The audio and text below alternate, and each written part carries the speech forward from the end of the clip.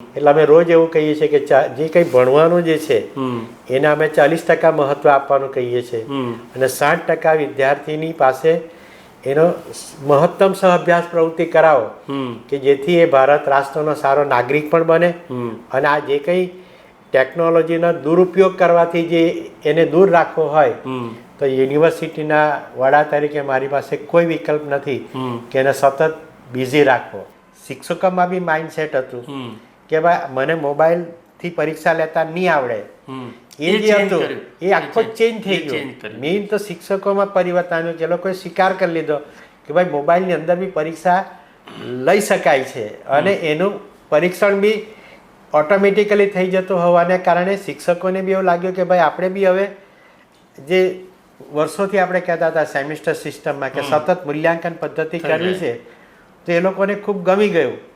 જે લોકો કોઈ પણ કારણસર ભણી ગયા અને એનો અભ્યાસ છૂટી ગયો અને હવે ભણવા માગે છે એ લોકોને પણ અમે ભણાવવાનું, જે આ યુનિવર્સિટીમાં ભણી ગયા છે તે લોકોને પણ અમે ભણાવવાનું શરૂ કર્યું છે કે જેથી એ વિદ્યાર્થી, એ વ્યક્તિ હવે એ ભણી શકે અને હવે પોતાના પરિવારના સભ્યોને કહી શકે કે હું પણ ગ્રેજ્યુએટ છું, હું પણ પોસ્ટ ગ્રેજ્યુએટ છું.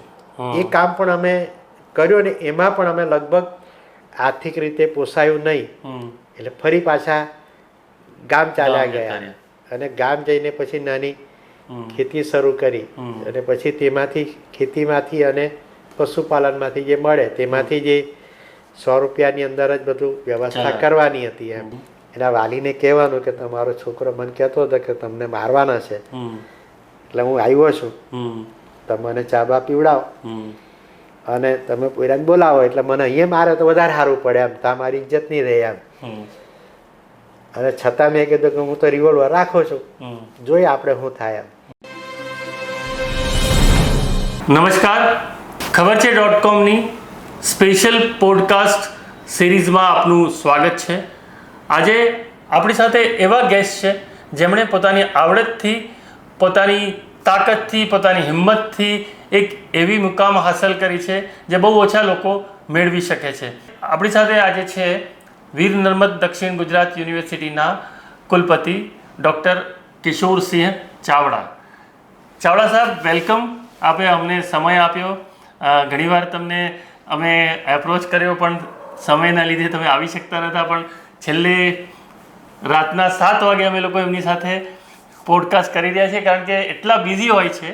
એક સાથે અમે જોયા છે એમને કે એક સાથે એ મિટિંગ પર કરતા હોય છે, એક સાથે 4 મિટિંગો કરે છે. એવા વાઇસ ચાન્સલર કદાચ તમે બહુ ઓછા જોયા હશે કે એક જગ્યાએ એમનું લેપટોપ પડ્યું હોય છે, બાજુમાં ટેબ પડ્યું હોય છે અને ત્રીજું ટીવી સ્ક્રીન હોય છે અને 3 સાથે સાથે એ મિટિંગો કરતા હોય છે. સર, આટલું બધું કામ શું કામ કરવું પડે છે તમને? તો પ્રથમ તો પ્રણામ. ખબર છે .comના તમામ આદરણીય તંત્રીશ્રી અને તમામને વીર નર્મદ દક્ષિણ ગુજરાત યુનિવર્સિટી વતી સર્વને વંદન.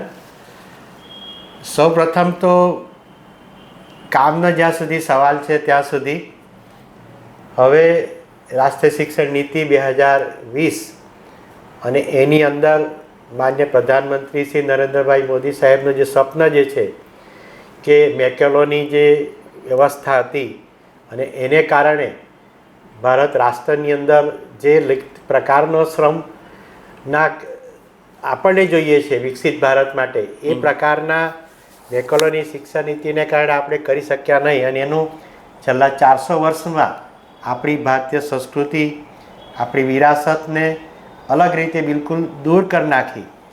એને એ પેઢીને ફરીથી આપણે ઉજાગર કરવા માટે આપણે અલગ અલગ પ્રકારની પ્રવૃત્તિઓ સતત કરવી પડતી હોય છે અને એને કારણે અમારે એક સાથે, કારણ કે આપણી જે વીર નર્મદ દક્ષિણ ગુજરાત યુનિવર્સિટી જે છે એ 1600 કિલોમીટરમાં પથરાયેલી છે. એક તો બીજી બાજુનો દરિયા કિનારો પણ 400 કિલોમીટરનો છે.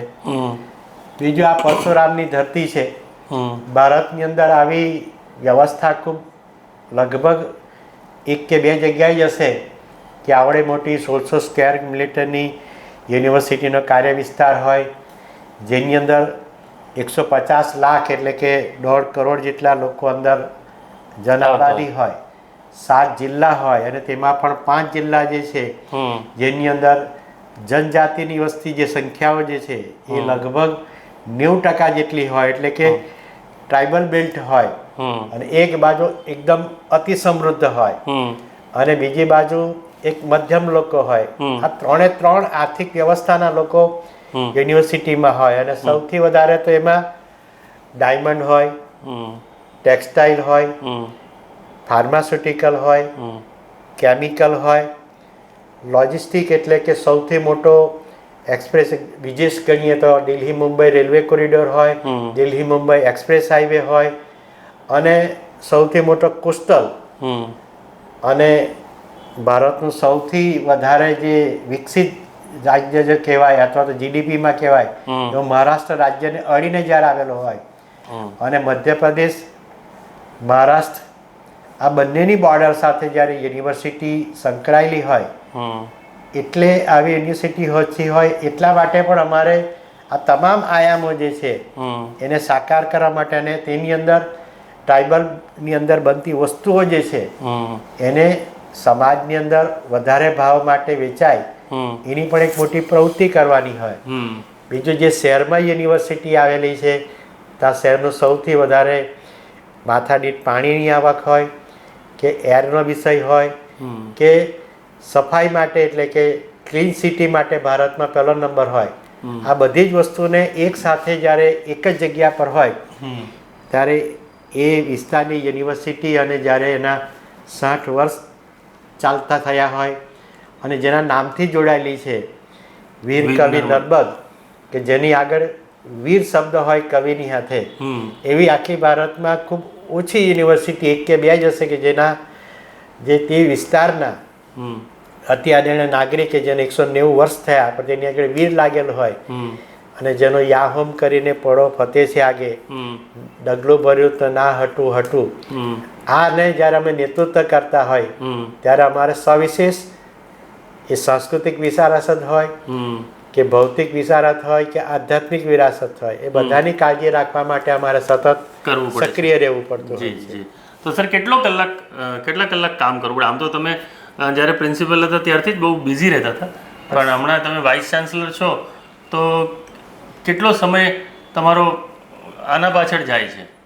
સામાન્ય સંજોગોની અંદર તો એવું થાય છે કે સવારે 8 થી રાત્રે 10 સુધીની જે અમારી કાર્યનીતિ હોય છે એટલે કે એ જે 14 કલાક જે જાય છે 12 થી 14 કલાક થાય છે એ સામાન્ય રીતે એવરેજ એની 12 કલાકથી વધારે આવતી હોય છે, કારણ કે એની સામે રાષ્ટ્રીય જે કાર્યક્રમો હોય એ અનેક કાર્યક્રમો એક સાથે, કારણ કે હું એવું માનું છું કે નવી પેઢી જે છે એની આપણે રોજ ફરિયાદ કરીએ છીએ કે એ સ્ક્રીન ટેકનોલોજી એટલે કે મોબાઈલની અંદર ખૂબ બિઝી રહી છે અને એ અલગ અલગ પ્રકારના સામાજિક અને અલગ અલગ જે દૂષણો આપણે વ્યક્ત કરીએ છીએ અને જ્યારે અમારી પાસે ભારતની 1200 કરતાં બહુ ઓછી એવી યુનિવર્સિટીઓ છે કે જેની પાસે 2,50,000 કરતાં વધારે રેગ્યુલર વિદ્યાર્થીઓ હોય અને જ્યારે 2.5 લાખ વિદ્યાર્થીઓ હોય ત્યારે એક વસ્તુ અમે રોજ વિચારીએ છીએ કે આને મોબાઈલથી દૂર કેવી રીતે રાખવો.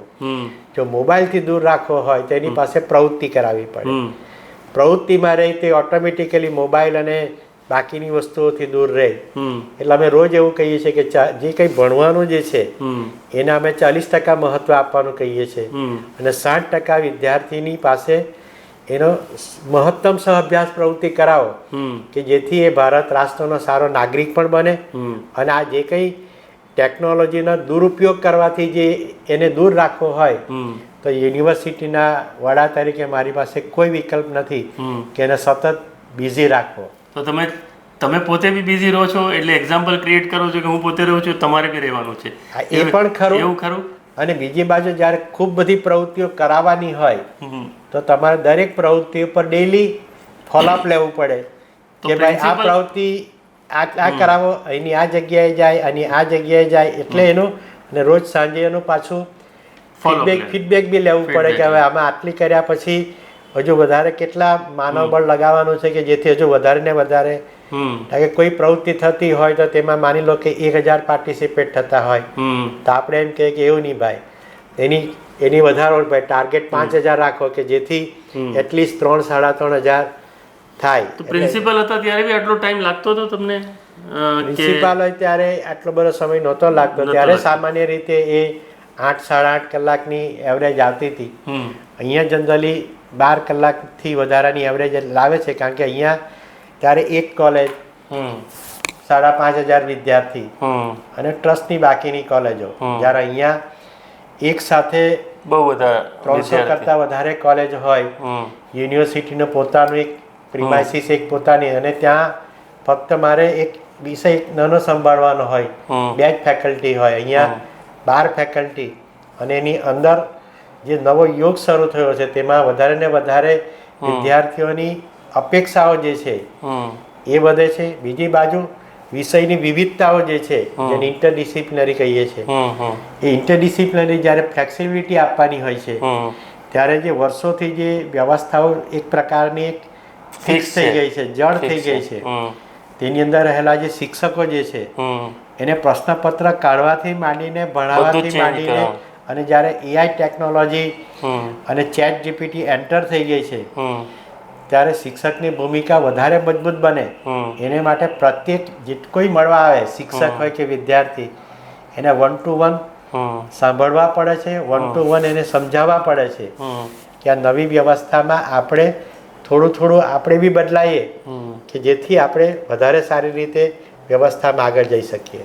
સર, તમે બીજી વાર વાઇસ ચાન્સલર બન્યા છો, અને આ ટાઈમ એવો છે, સંક્રમણ કાળ છે કે બધું ચેન્જ થઈ રહ્યું છે, બરાબર? અને તમે પહેલાં બી એજ્યુકેશન પોલિસી આવવાની હતી, ઇમ્પ્લિમેન્ટ કરવાનું, એ ચેન્જીસ તો આવવાના શરૂઆત થઈ જ ગયા હતા, અને એ દરમિયાન તમને ફરીથી વાઇસ ચાન્સલર બનાવ્યો. તમારા હિસાબે સર શું તમારામાં એવું જોયું હોય છે જે લોકો છે એપોઇન્ટ કરનારા, ફરીથી તમને બનાવનારા, કે તમને શું લાગે છે કે તમારી ખાસિયત શું છે એક કે જે જોઈને ફરી તમને રિપીટ કરવામાં આવ્યા હોય?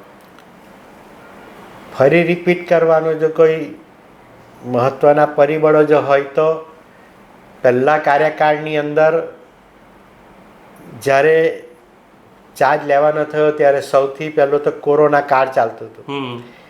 કોરોના કાળની અંદર માણસની નજીક નહીં આવવા માટે હંમેશા સક્રિય રહેતો હતો. એ સમય દરમિયાન સૌથી પહેલી ચેલેન્જ હતી યુનિવર્સિટીની પરીક્ષા લેવી, અને તે પણ વિદ્યાર્થી ફિઝિકલી કોલેજ પર જાય કે કોલેજના સેન્ટર પર જાય, સીધા વગર પરીક્ષાએ એને પાસ કરી દેવા, એ સરળ રસ્તો હતો. પણ એની જગ્યાએ અમે એવું પસંદ કર્યું કે વિદ્યાર્થીએ ફરજિયાતપણે પરીક્ષા આપવાની જ, અને તે પણ ઓનલાઈન આપવાની, કારણ કે માણસ નજીક નહીં આવવા દેવાનો, અને શિક્ષક અને વિદ્યાર્થી પણ નજીક નહીં આવે, એ પણ એક સીધી પરિસ્થિતિ હતી. એ સમય દરમિયાન આટલી બધી જોગ્રાફિકલ એરિયા હોવાને કારણે એક એરિયા એવો હતો કે જ્યાં બિલકુલ ઇન્ટરનેટ નહીં મળે. એક ભાગ એવો કે જેને થોડું ઘણું ખબર પડે, અને એક ભાગ એવો કે એની પાસે બધા જ સાધનો, પણ એક સાથે પરીક્ષા લેવી હોય તો કોઈ પણ સાધનો ઓછા પડે.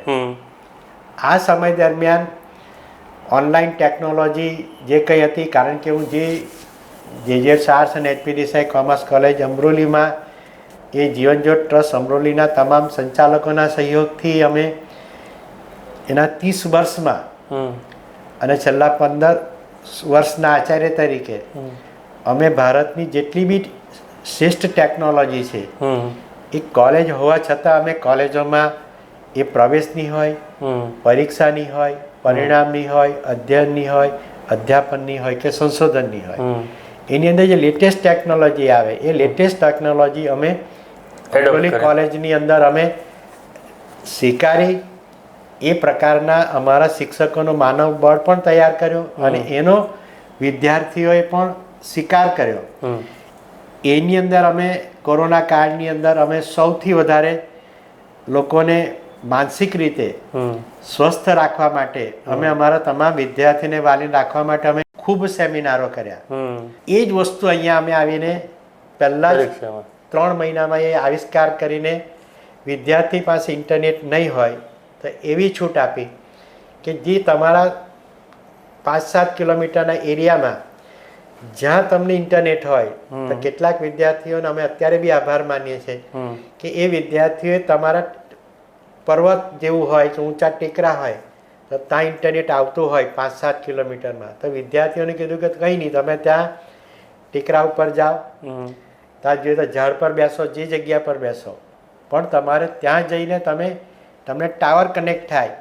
એટલે ટાવર કનેક્ટ થાય એટલે અમે એને પાસવર્ડથી એને પેપરો મોકલીને ટૂંકમાં વિદ્યાર્થીઓએ જે જગ્યા પર હોય ઇન્ટરનેટ હોય તેવી જગ્યા પર જઈને એ લોકોને હા પાડી કે તમારે પરીક્ષા આપવાની છે, અને એ લોકોએ પરીક્ષા આપી અને એની અંદર જે પ્રોબ્લેમો થયા એ પણ અમે તરત જ બીજી વાર પાસે લખી. અને એમાં અમને સૌથી વધારે ફાયદો એ થયો કે વિદ્યાર્થી જેવું એનું ફાઇનલ સબમિટ કરે કે એની વિધિન 1 મિનિટ એનું પરિણામ એના મોબાઈલમાં આવી જતું હતું, અને જેવું એને પરિણામ મળી જતું હતું 1 મિનિટમાં, એને કારણે પહેલા જ દિવસે એને જે એક આનંદ આવ્યો અંદર,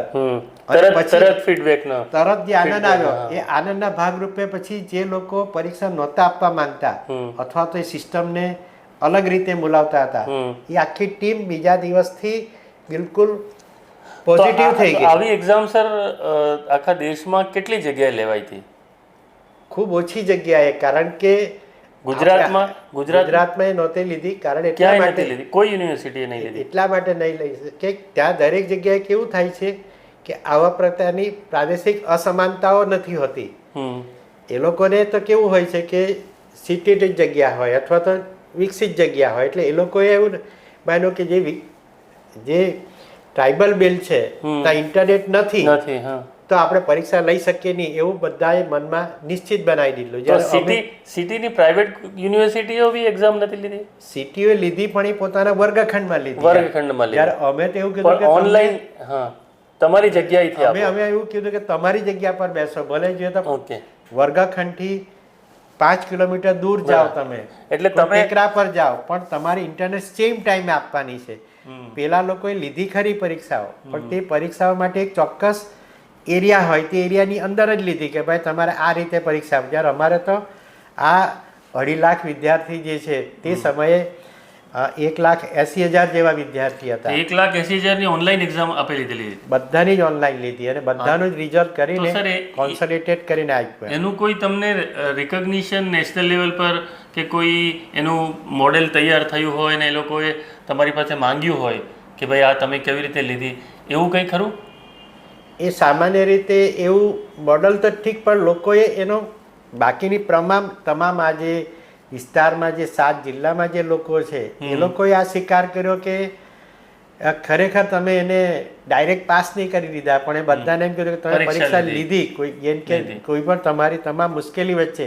અને બીજું લોકોનામાં જે માઇન્ડસેટ હતું, ખાસ કરીને શિક્ષકોમાં બી માઇન્ડસેટ હતું કે ભાઈ મને મોબાઈલથી પરીક્ષા લેતા નહીં આવડે, એ જે હતું એ આખો ચેન્જ થઈ ગયો. મેઇન તો શિક્ષકોમાં પરિવર્તન આવ્યું, જે લોકોએ સ્વીકાર કરી લીધો કે ભાઈ મોબાઈલની અંદર બી પરીક્ષા લઈ શકાય છે, અને એનું પરીક્ષણ બી ઓટોમેટિકલી થઈ જતું હોવાને કારણે શિક્ષકોને બી એવું લાગ્યું કે ભાઈ આપણે બી હવે જે વર્ષોથી આપણે કહેતા હતા સેમિસ્ટર સિસ્ટમમાં કે સતત મૂલ્યાંકન પદ્ધતિ કરવી છે, તો એ લોકોને ખૂબ ગમી ગયું.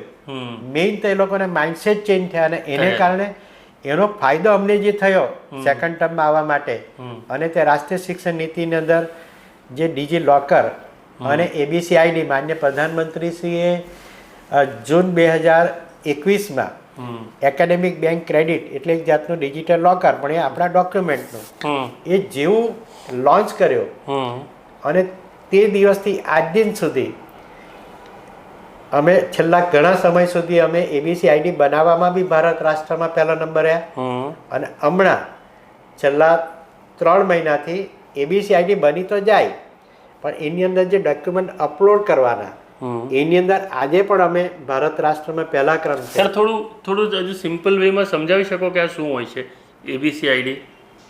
સિમ્પલ વેમાં જો આપણે ગણીએ તો એવું હોય છે કે હું તમને ખાલી આમાં જ નોર્મલમાં પૂછું છું કે તમારી ધોરણ 10, 12 અને સ્નાતકના તમામ વર્ષ અને અનુસ્નાતક હોય તો તે અને તમારો LC એ તમારી પાસે 100% હશે.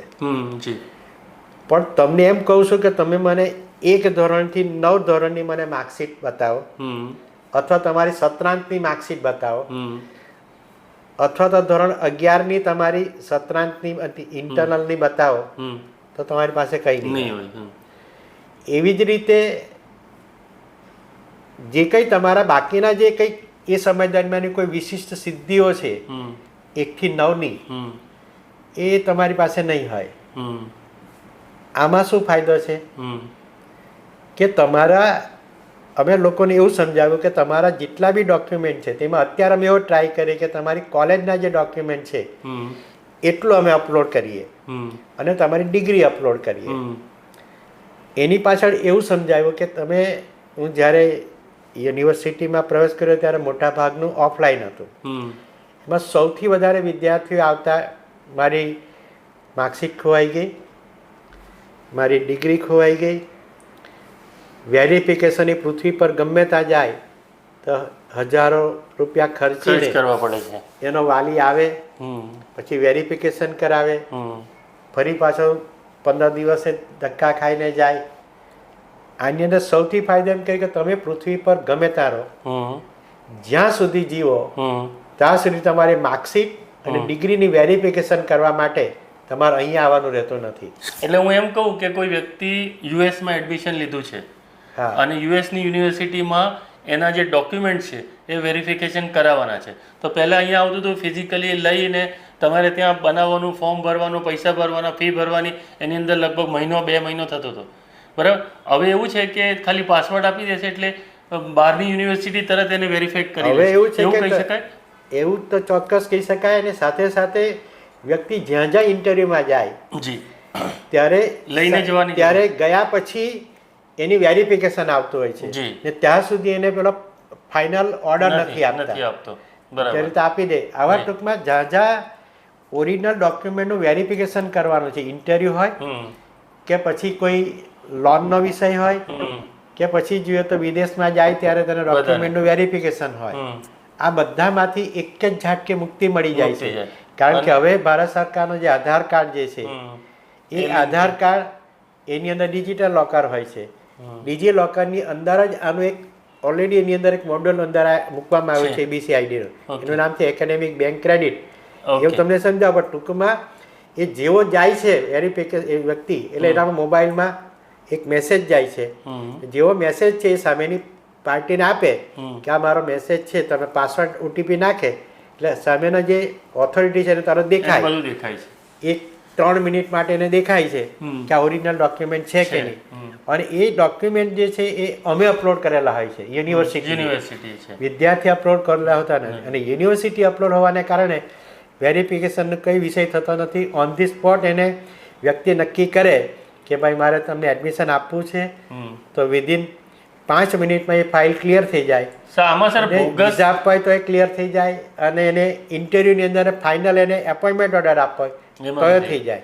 અને બીજી બાજુ આને કારણે બોગસ જે કંઈ માર્કશીટ, બોગસ ડિગ્રી, એનો સંપૂર્ણ અંત આવી જાય, ક્લીન થઈ જાય છે. એટલે તમારે લિટિગેશન બી ઓછા થઈ ગયા યુનિવર્સિટી પર. એટલે હવે પછી એવા ડુપ્લિકેટ માર્કશીટ અને ડુપ્લિકેટને કારણે જે લોકો નોકરી મેળવતા હતા અને પછી એની નોકરીઓ જતી હતી, એ વિષય જ આ જે વિદ્યાર્થીઓ જે છે જે અમારે ત્યાં 2018થી ભણી ગયા છે, 2018થી જેની માર્કશીટ ઇસ્યુ થઈ છે, એ બધી જ વસ્તુને અમે અપલોડ કરી દીધી છે. અને વિશેષ તો કેવું થયું કે પદવી માટે લોકોને રૂબરૂ આવવું પડતું હતું, મહિનો પછી આવવા પડતા હતા, અથવા તો એને પોસ્ટમાં જાય ત્યારે ખોવાઈ જતી હતી. ઘણા બધા અલગ અલગ વિષય હતા.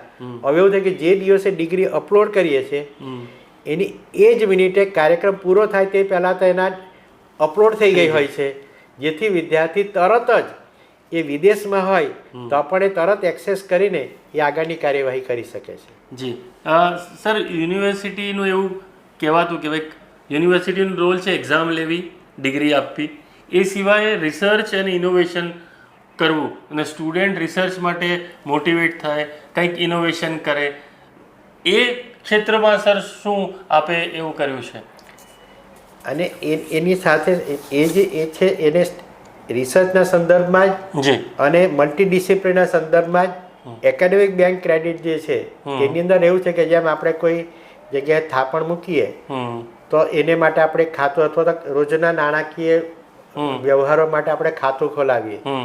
તેમાં સૌથી પહેલું એકેડેમિક બેંક ક્રેડિટ જેવો મેકલોને દૂર કરવા માટે એની અસર દૂર કરવા માટે માન્ય પ્રધાનમંત્રી છે જેવું લોન્ચ કર્યું. એટલે બીજો અમે આયામ આ કર્યો કે એની જે ક્રેડિટ એને એક જગ્યાએ સંગ્રહ કરવી પડે. જે કે હવે એવું છે કે એની ટાઈમ એન્ટ્રી, એની ટાઈમ એક્ઝિટ, વિદ્યાર્થી થોડો સમય એટલે કે 2 વર્ષ 3 વર્ષ ભણીને પાછો એસવાય કરવા આવે, એસવાય ભણીને જાય પછી પાછો ટીવાય કરવા આવે, અથવા વચ્ચેથી છોડી દે, અથવા તો કે મારે વિષય બદલવો છે, મારે આ વિષય બદલવો છે, મારે મુખ્ય વિષય બદલવો છે. આ બધી વસ્તુને ક્રેડિટમાં ટ્રાન્સફર કરી અને ટ્રાન્સફર કરીને એ અમલમાં મૂકી એ જ મોટામાં મોટું અમારે માટે એક સિદ્ધિ ગણી શકાય. કારણ કે જેથી વિદ્યાર્થીઓનો ડ્રોપ આઉટ રેશિયો ઓછો થઈ ગયો, વિદ્યાર્થીઓને માનસિક તણાવ જે રહેતો હતો તે ઓછો થઈ ગયો. એટલે એને કારણે ફાયદો એ થયો કે એની સાથે સાથે અમે એન્ટ્રી, એક્ઝિટ અને એડમિશન ટ્રાન્સફર, પહેલાં સામાન્ય રીતે એવું હતું કે વર્ષને અંતે ટ્રાન્સફર થાય તે બી પાછું ઓફલાઈન થાય. એની જગ્યાએ અમે એવું કીધું કે બધી જ વસ્તુ મેરિટ અને ઓનલાઈનથી કરી અને વિશ્વની કોઈ પણ યુનિવર્સિટીનો વિદ્યાર્થી, કોઈ પણ કોલેજનો વિદ્યાર્થી કોઈ પણ સેમિસ્ટરમાં એ આવી શકે. સામે જો ભલે 0 નાપાસ હોય બધા જ વિષયમાં તો પણ એ વિષયની સમકક્ષ અહીંયા અમે સેટલ કરીને અહીંયા ક્રેડિટથી અહીંયા ટ્રાન્સફર કર્યો, જેથી વિદ્યાર્થી એ કોઈ પણ કારણસર વિશ્વમાં ગયો હોય કે બાજુની કોલેજમાં ગયો હોય તે ટ્રાન્સફર થઈ શકે. આ મોટામાં મોટી અમને સફળતા મળી અને એને કારણે 1000ના ગુણાકારની અંદર વિદ્યાર્થીઓ અન્ય યુનિવર્સિટીમાં ગયા હોય તો પ્રતિવર્ષ આવે છે અને 1000ના ગુણાકારની અંદર વિદ્યાર્થી પ્રત્યેક સેમિસ્ટરમાં એ કોલેજ બદલે પણ છે અને સરળતાથી પોતાના મનથી જ્યાં નજીક હોય તે જગ્યા પર એ ભણવા જઈ શકે છે. આની સાથે રિસર્ચ અને સ્ટાર્ટઅપ અમારી 8 પેટન્ટો પણ થઈ. અમારા લાખો રૂપિયાનું એનું લોકોને એનું સ્ટાર્ટઅપનું બી ફંડ શરૂ થયું. અને બીજું અમારી 3 વર્ષ સુધી સતત પેપર વર્કને કારણે, અલગ અલગ પ્રકારનું પેપર વર્કને કારણે આ જેવા 2 વર્ષ પૂરા થયા કે તરત જ માન્ય પ્રધાનમંત્રીશ્રીની જે યોજના હતી ઉચ્ચતર શિક્ષા યોજના, એટલે એને અમે પહેલાં એને રૂસા કહેતા હતા, રાષ્ટ્રીય ઉચ્ચ શિક્ષા અભિયાન. હવે તો યુજીસી નથી, એટલે યુજીસી ડાયરેક્ટ ફંડિંગ નથી કરતી, અલગ અલગ વાયા રાજ્ય સરકારે બનાવેલું કેસીજી નોલેજ ઓફ ગુજરાત અને એની યોજનામાં રૂસા 1, રૂસા 2 અને હમણાં જે આવી 2024માં જાન્યુઆરી 2024માં એનું નામ છે પ્રધાનમંત્રી ઉચ્ચતર શિક્ષા યોજના, એટલે કે એનું નામ છે PM ઉષા. PM ઉષાની અંદર ભારત રાષ્ટ્રમાં અલગ અલગ પ્રકારે ખાલી એ 20 યુનિવર્સિટીઓને આ ફંડ ફાળવવામાં આવ્યું અને તેની અંદર દરેક યુનિવર્સિટીને 100 કરોડ જેટલી રકમ ફાળવવામાં આવી. અને 100 કરોડ જે ફાળવવામાં આવી તે અમને વીરનર્મદ દક્ષિણ ગુજરાત યુનિવર્સિટીને 100 કરોડની PM યોજના હેઠળ અમારી ગ્રાન્ટ મંજૂર થઈ. આ જ અમારી જે પહેલા 2.5 વર્ષમાં જે અમે મહેનત કરી એના ભાગરૂપે અમને આ પહેલી ટર્મ પૂરી થવાના છેલ્લા 6 મહિનાની અંદર અમને જે આ 100 કરોડ યોજના મળી. કારણ કે અમને એટલે કે યુનિવર્સિટીને એ 59 વર્ષમાં આટલી ગ્રાન્ટ નહોતી મળી. ટોટલ અમારી 100 કરોડ નહોતી થઈ 1 થી 59 વર્ષમાં. એટલી અમને આ છેલ્લા 6 મહિનાની અંદર પહેલી ટર્મની અંદર એક સાથે 100 કરોડની મળી. સાથે રાજ્ય સરકારે પણ એ જ સમયગાળામાં પહેલા 2 વર્ષના પેપર વર્ક અને બાકીની તમામ પ્રવૃત્તિઓના ભાગરૂપે રાજ્ય સરકારે પણ અમને છેલ્લા 1 વર્ષમાં એ 60 કરોડ જેટલી રકમ ફાળવી. એટલે કુલ અમને છેલ્લા 1 વર્ષમાં જે તમે કીધું કે રિપીટ કેમ થયા એની પાછળ છેલ્લું જે 1 વર્ષ ગયું એની અંદર કુલ 160 કરોડ જેટલી રકમ સરકારે અમને ફાળવી અને એનો જ હવે વ્યવસ્થિત રીતે ઉપયોગ કરવાનો અને જે કંઈ યોજનાઓ છે એને માટે જ અમે કહીએ તો આ સેકન્ડ ટર્મની અંદર ગુજરાત સરકાર અને 160 કરોડ રૂપિયા તમારે કેટલા વર્ષમાં હવે જે ઉપયોગ કરવાના છે 160 કરોડ એને માટે ખાલી અમારી પાસે અત્યારની સ્થિતિમાં ગણીએ તો અમારી પાસે આજની તારીખે ગણીએ તો હવે ખાલી અમારી પાસે 1.5 વર્ષ બચ્યું છે. તો 1.5 વર્ષમાં આમાં બિલ્ડિંગો બનાવવાની છે કે શેના માટે યુઝ થશે? મેજોરિટી યુનિવર્સિટી 60 વર્ષ થવા આવ્યા એટલે ઘણા બધા બિલ્ડિંગો એ લગભગ ઘણી બધી 1-2 બિલ્ડિંગો દૂર પણ કર્યા, હોસ્ટેલો પણ એકદમ એ પ્રકારે દૂર છે. એટલે 80% જેટલી રકમ જે છે એ બિલ્ડિંગ, નવા બિલ્ડિંગ, અત્યારના રિનોવેશન માં જશે. પણ 20% રકમ જે છે એ અમે એને માટે એટલે કે અત્યારે જે સૌથી મોટો વિષય જે છે કે ભારતીય સંસ્કૃતિ એટલે કે એને ઉજાગર કરવા માટે આ 2.5 લાખ વિદ્યાર્થીને ભારતીય સંસ્કૃતિ એટલે એને ભારતીય જ્ઞાન પરંપરા એવું નામ આપવામાં આવ્યું. અને ભારતીય જ્ઞાન પરંપરા જે છે એ ભારતીય જ્ઞાન પરંપરા જેની જે જ્યાં સુધી સવાલ છે ત્યાં સુધી પ્રત્યેક વિષય કે અહીં આખા વર્ષમાં 90,000 જેટલા પ્રશ્નપત્ર નીકળે છે. એક વર્ષમાં 90,000 ક્વેશ્ચન પેપર નીકળે. અને એની સાથે સંકળાયેલા જેટલા બી અભ્યાસક્રમો જે છે તેના દરેક અભ્યાસક્રમની અંદર સામાન્ય સંજોગોમાં 4 યુનિટ હોય છે. તો અમે આજે 20% રકમ જે અમારો ઉપયોગ કરવાની છે તેવું છે કે દરેક સેમિસ્ટરના દરેક અભ્યાસક્રમના પહેલું જે યુનિટ છે તે એ વિષયનું ભારતીય જ્ઞાન પરંપરા, કે આપણે જાણીએ છીએ કે પૃથ્વીના અસ્તિત્વથી છેલ્લા 400 વર્ષ સુધી પહેલાં ભારત રાષ્ટ્રનો જીડીપી 24% જેટલો હતો. આજે ભલે 3% હોય પણ તે દિવસે 24% જેટલો હતો.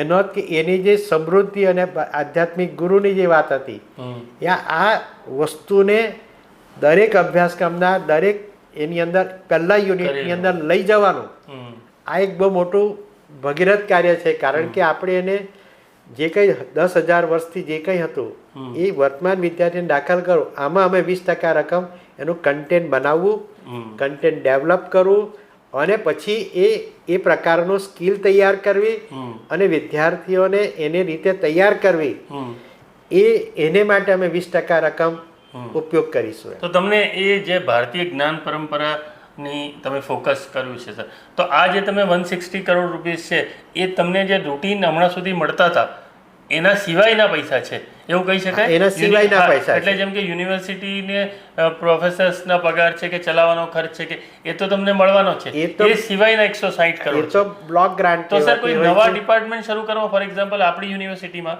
તમારી હિસ્ટ્રી ડિપાર્ટમેન્ટ નથી કે સાયકોલોજી ડિપાર્ટમેન્ટ નથી કે એવા જે ભૂગોળ જ્યોગ્રાફીનો ડિપાર્ટમેન્ટ નથી કે જે જરૂરી છે, જેમ મરીન ટેકનોલોજી છે કે આપણે આટલો દરિયા કિનારો છે, તો એવા ડિપાર્ટમેન્ટો જે ઘણા લાંબા સમયથી ડિમાન્ડ થતી હતી કે આ હોવા જોઈએ, તો એવું કંઈ નવા ડિપાર્ટમેન્ટ આવવાના છે? આમાં કુલ 3 પ્રકારની વ્યવસ્થા નવી ઊભી થઈ રહી છે. એક તો ભારતીય જ્ઞાન પરંપરાનું રિસર્ચ સેન્ટર, એટલે જેથી એની અંદર એ વ્યવસ્થિત રીતે આખું એની આખી એક કેડર ઊભી થાય કે જેથી કમ્પ્લીટલી આ 1.5 કરોડ નાગરિકોને કહે કે ખાલી કોલેજના વિદ્યાર્થીને ભારતીય જ્ઞાન પરંપરા આનો આશય નથી. આનો આશય એવો છે કારણ કે અમે આપણી www.vinayjo.ac.in પર 1200 જેટલા સર્ટિફિકેટ કોર્સ મૂકેલા છે. 1200. અને એની અંદર એની એલિજિબિલિટી તમે ધ્યાનથી જુઓ છો તો અમે એવું લખેલું છે કે એની અંદર 12 વર્ષથી ઉપરનો કોઈ પણ નાગરિક કે જેને લખતા વાંચતા આવડે છે, 12 વર્ષથી ઉપરનો કોઈ પણ નાગરિક, એટલે કે આ 1.5 કરોડમાંથી હું માનું ત્યાં સુધી 1,20,00,000 લોકો તો આમાં એલિજિબલ થઈ જ જાય. એટલે દક્ષિણ ગુજરાત યુનિવર્સિટીને એરિયાના 1.5 કરોડ લોકોની વાત કરો છો. તેની અંદર એ લોકોમાંથી કોઈ પણ વ્યક્તિ યુનિવર્સિટીની ઉંમર 12 વર્ષથી ઉપરનો વ્યક્તિ છે એ ડિગ્રી લઈ શકે છે, એનું સર્ટિફિકેટ કોર્સ ભણી શકે છે કે અને ઘરેથી ભણી શકે છે. અને એ નજીકની કોલેજમાં જવું પડે અને એ પોતાના નજીકની જે કોલેજ છે તેની અંદર ફિઝિકલ જવું પડે, કારણ કે જ્ઞાન હંમેશા જેટલું વ્યવસ્થિત જોઈતું હોય, કારણ કે આની અંદર મેઇન વસ્તુ છે પ્રેક્ટિકલ. તો કેટલા સ્ટુડન્ટ સર આ જે 1200 કોર્સ સર્ટિફિકેટ કોર્सेस તમે મૂક્યા છે હમણાં સુધીમાં તમે શરૂ કર્યું, આઈ થિંક 2 વર્ષ થયા છે? હા, 2 વર્ષ થયા. કેટલા સ્ટુડન્ટ આ સર્ટિફિકેટ કોર્સ કરી ચૂક્યા છે? અત્યાર સુધીમાં પહેલા વર્ષે અમે સામાન્ય રીતે એને વ્યવસ્થિત સમજાવતા અમને 60,000 ઉપર અમે કરાવી શક્યા. પણ પછી ગયા વર્ષે અમે 1 લાખ કરતાં વધારે લોકો ને અમે આ વિષયની અંદર સમજાવીને અમે 1 લાખ કરતાં વધારે લોકોને, કારણ કે આપણે ત્યાં મેજર ડાયમંડ હોય, ટેક્સટાઇલ હોય, ફાર્માસ્યુટિકલ હોય, કેમિકલ હોય કે ટ્રાઇબલ બેલ્ટ હોય કે મરીન સાયન્સ હોય, આમાં મોટા ભાગના લોકો જે કોઈ છે એ અશિક્ષિત છે પહેલા તો, છતાં એની પાસે કળા છે. કારણ કે ભારત રાષ્ટ્રનો આ એકમાત્ર એવો વિસ્તાર છે કે જેમાં ભારત રાષ્ટ્રના જેટલા જિલ્લા આવેલા છે તમામ જિલ્લાનો ઓછામાં ઓછો એક માણસ સુરતમાં રહેતો હશે અથવા તો સાઉથ ગુજરાતમાં રહેતો હશે.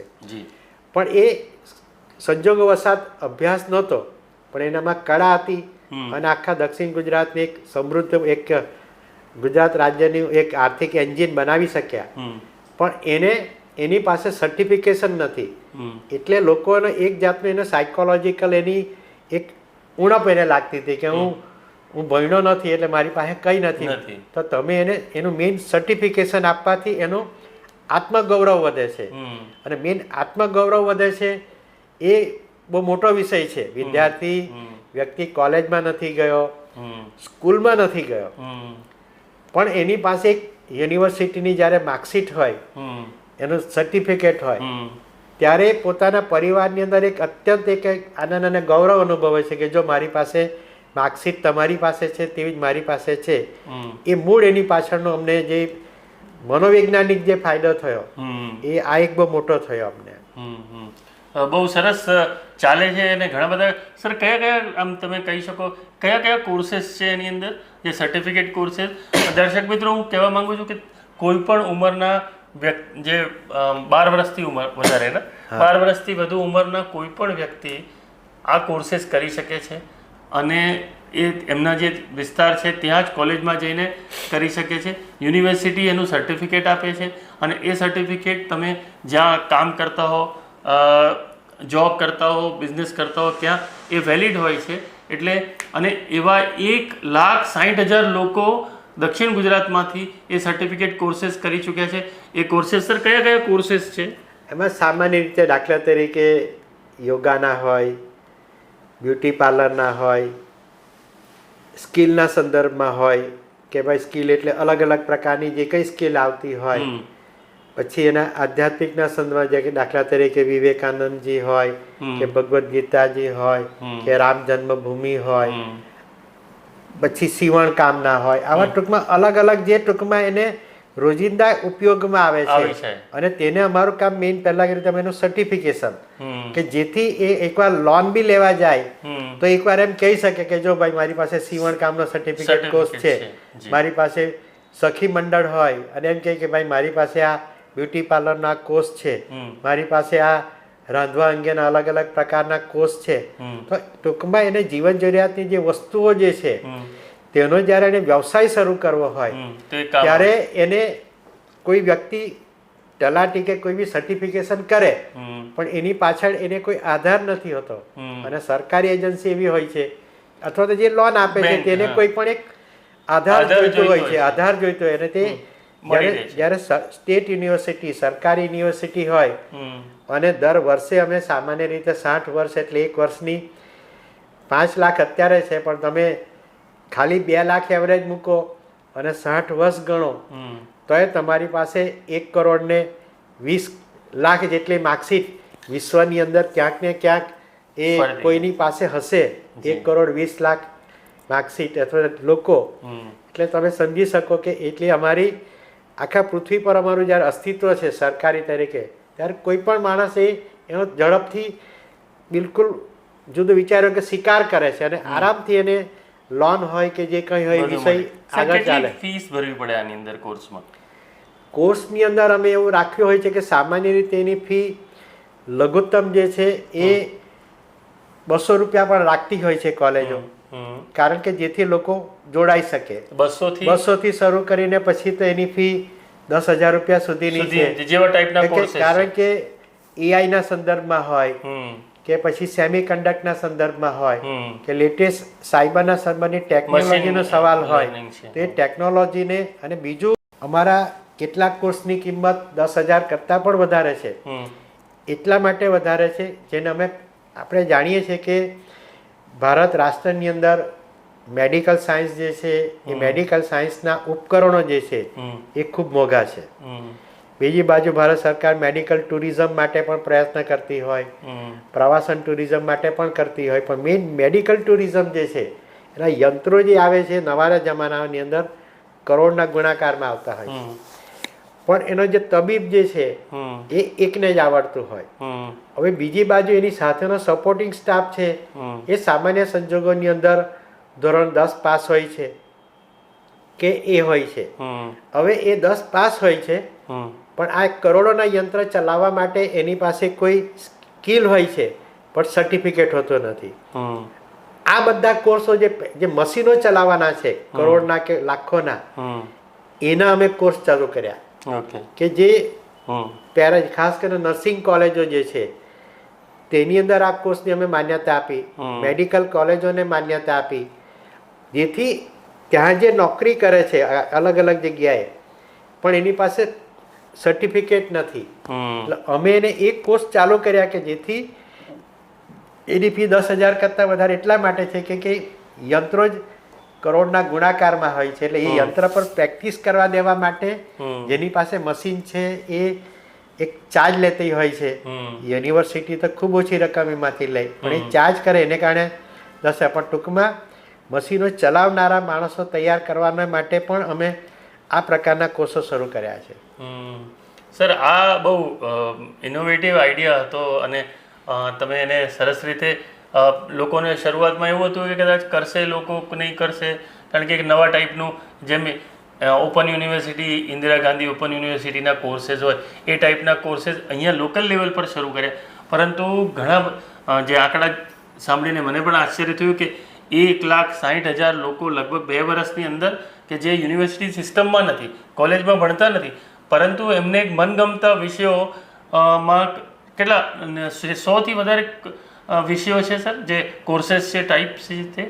એ વિષય બધા જ છે એટલે લગભગ વિષયની વેરાયટી ગણીએ તો કેટલી 300 કરતાં વધારે વિષય 300 કરતાં વધારે વિષયોના કોર્सेस કોઈ પણ કરી શકે છે એવું સક્સેસફુલી બહુ સફળતાપૂર્વક એમણે ઇમ્પ્લિમેન્ટ કરી બતાવ્યું છે.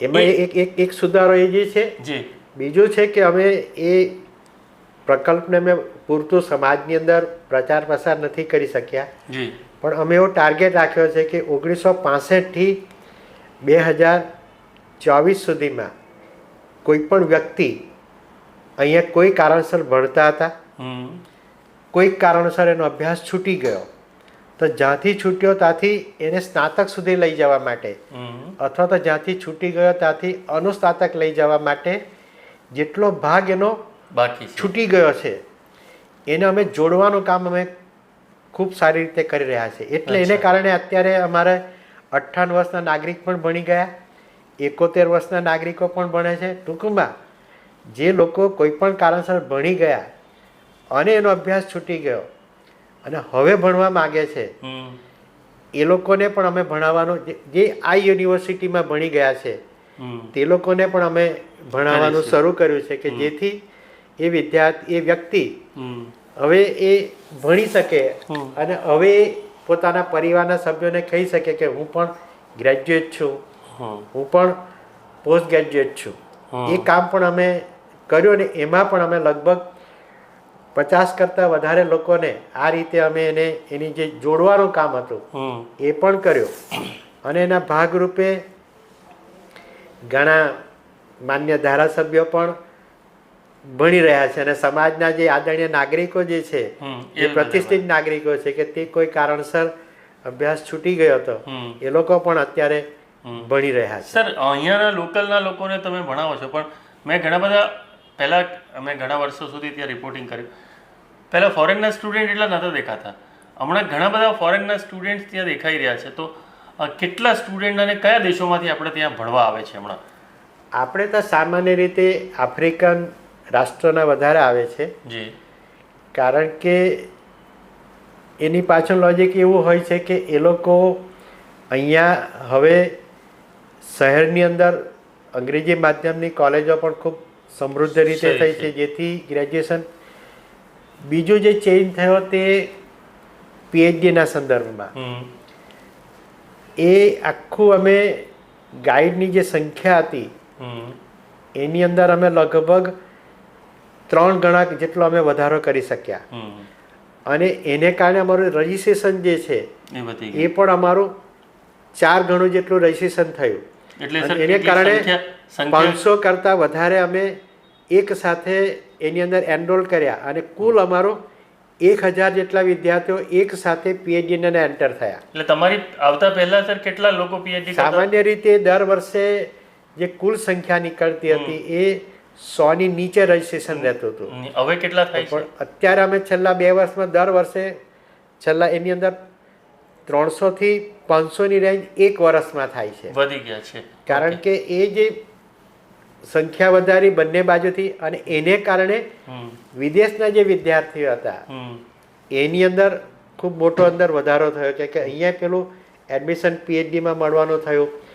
અનુસ્નાતકની અંદર એ લોકો ભણવા આવ્યા એટલે અનુસ્નાતક કરે પછી પીએચડી કરે, અને એને કારણે વિદેશી. અને બીજી બાજુ એવું જ બી થયું કે માન્ય પ્રધાનમંત્રી શ્રીના આહવાનને કારણે અને આ બધા અલગ અલગ પ્રકારના અહીંયા વ્યવસાયો હોવાને કારણે અને ઇન્ટરનેશનલ ફ્લાઇટો શરૂ થવાને કારણે અમે 10 જેટલી અન્ય ભાષાઓ જે છે, ફ્રેન્ચ, જર્મન, આવી જે અલગ અલગ 10 ભાષાઓ છે એના અમે 30 કલાકના સર્ટિફિકેટ કોર્સ પણ શરૂ કર્યા.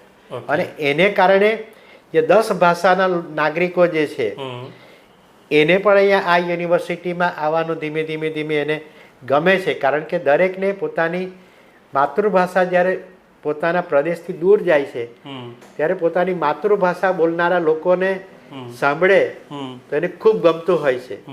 આ પણ એક વિદેશના વિદ્યાર્થીઓ આવવા પાછળનું એક મહત્વનું પરિબળ કરી શકાય. જી જી સર, મેં તો એકચ્યુઅલી તમને એટલા માટે બોલાવ્યા હતા કે તમારી લાઈફની સ્ટોરી હું કરી શકું, પણ તમે યુનિવર્સિટીમાં જ તમારી પાસે એટલું બધું કહેવાનું છે કે મારો જે ટાઈમ હતો કે હું તમને તમારી શરૂઆત ક્યાંથી થઈ એ બધા સવાલો હું તમને કરતો, પણ હવે એટલો બધો યુનિવર્સિટી ઉપર જ મારે ઇન્ટરવ્યૂ તમારો કરી લેવો પડે. મારે તમને ફરીથી બીજી વાર બોલાવવા પડશે કે તમારી લાઈફ સ્ટોરી કે તમે ક્યાંથી શરૂઆત કરેલી એ મારે તમને પૂછવું છે, પણ હું એ પાર્ટ 2માં કદાચ ફરીથી પૂછી શકીશ. સર, પણ એટલું તમને પૂછું કે શું તમે કોઈ દિવસ એવું વિચાર્યું હતું કે તમે જ્યારે સ્ટુડન્ટ કાળમાં હતા અથવા તો તમે પ્રોફેસર લેક્ચરર બન્યા હશો ત્યારે તમે વિચાર્યું હતું કે તમને આટલી મોટી યુનિવર્સિટીનું તમને એક એવો અવસર મળશે કે એના માટે તમે કામ કરી શકશો? આમ તો જે અહીંયા બારડોલી નજીક આ જિલ્લાનો સૌથી છેલ્લું ગામ એટલે કે માણેકપર ગામ, ત્યાંની પ્રાથમિક શાળામાં અભ્યાસ કરતાં અહીંયા સુધી પહોંચ્યા. એટલે આમ વિચાર્યું નહોતું કે અહીંયા સુધી પહોંચાય અને આવું બધું મળશે. પણ એના મારા 2 મહત્ત્વના ટર્ન એવા હતા કે મારા પિતાશ્રી જે સુરતની અંદર પોલીસ કોન્સ્ટેબલમાં નોકરી કરતા હતા અને ડેઇલી અપડાઉન કરતા હતા, એટલે એની હાડ મારી જોઈ. બીજું, મારે માટે મારા ભાઈએ ધોરણ 12 પછી પહેલો એણે અભ્યાસ છોડી દીધો અને એણે નાની નોકરી શરૂ કરી, અને એ નોકરી શરૂ કરી અને સંજોગો વસાત એ આજથી 8 વર્ષ પહેલાં એનું કેન્સરની બીમારીને કારણે અવસાન થયું. એટલે આ જે અવસાન થયું ત્યારે પછી એની જોડે થયું કે ભાઈ આટલું બધું બલિદાન આપીને મેં તને ભણાવ્યો તો તું કંઈક કરજે, એવું એણે જ્યારે કીધું એટલે પછી આપણે એમ નક્કી કર્યું કે ભાઈ આપણે બી જે કંઈ પ્રયત્ન કર્યા તેની અંદર કોલેજની અંદર વધારે ને વધારે એ આપણે વ્યવસાય કરી અને પછી આપણે એની અંદર સંદર્ભમાં અરજીઓ શરૂ કરી કે ભાઈ આપણે પણ જે રીતે ભાઈએ જે કંઈ બલિદાન આપ્યું, પિતાશ્રીનું ભાઈ અવસાન થઈ ગયું એટલે એણે પણ જે શ્રમનું બલિદાન આપ્યું, માતાશ્રી બિલકુલ એનો અભ્યાસ બી નથી અને ખૂબ નાની ખેતી છે, તેણે મજૂરી કરીને પશુઓ રાખીને આપણે મોટા કર્યા. તો આપણે એવું થયું કે ભાઈ આપણે બી હવે કંઈક કરી અને એમાંથી પછી આખો વિષય ઊભો થયો અને પછી કુદરત અને સમાજના પ્રત્યેક નાગરિકોએ આપણને સહકાર આપ્યો કે ભાઈ આપણે કરીએ. અને એમાં સૌથી વધારે જો કોઈ મોટો રોલ જો હોય આ પદ પર પહોંચાડવાનો, તમારા આ પહેલાં 30 વર્ષ અને 2 વર્ષ સ્કૂલના એ 32 વર્ષના વિદ્યાર્થીઓ, કારણ કે વિદ્યાર્થીઓને શિસ્તમાં રાખવા માટે અમે અલગ અલગ પ્રકારના સામ દામ દંડ ભેદ જે કંઈ અમે કરી શક્યા અને એના ભાગરૂપે પછી એક વાતાવરણ ઊભું થયું અને તેને અંતે પછી એ આ પદ સુધી મને જવાનો એક રસ્તો પણ કરી આપ્યો.